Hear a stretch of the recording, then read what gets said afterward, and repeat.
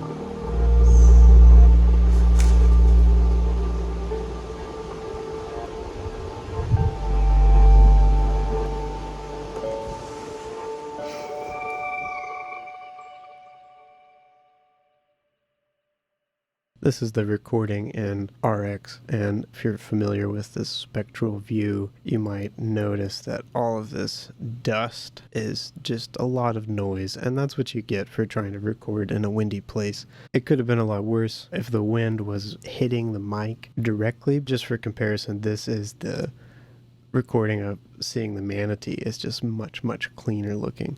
So this is what I was working with to compose to, but you know what? That's okay. One thing that I decided to do was to use resonators with this audio as the source to kind of bridge the human elements of, like, synths and other instruments with this field recording. So the resonators are Corpus, the Ableton Live instrument, which is really fantastic, totally underutilized. Corpus is monophonic and it can receive MIDI to control the pitch, so I made 4 of them. And to combat the noisiness, I used envelope following. That's what's going on right here. It's creating a modulation envelope that follows the amplitude of the signal, and then you can map that to whatever you want. I mapped it to the gain of the utility device, and what that does is basically, if it's soft, it makes it softer, and if it's loud, it makes it louder. And so that was a way of like combating the noisiness, so it wasn't just like a full-on drone the whole time. You can see this in action a little bit. When something louder happens, it bumps up the volume.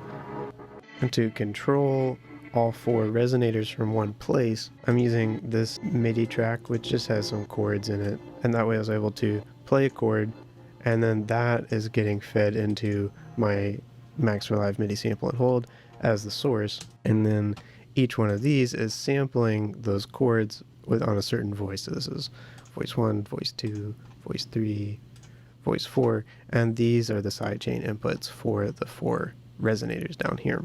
Overall, this ended up being more of a composition than I initially intended, but that's okay because I can listen back to it and remember what it felt like to be there. But at the very least, it was a good chance to record some sounds while being outside and experiment with resonators.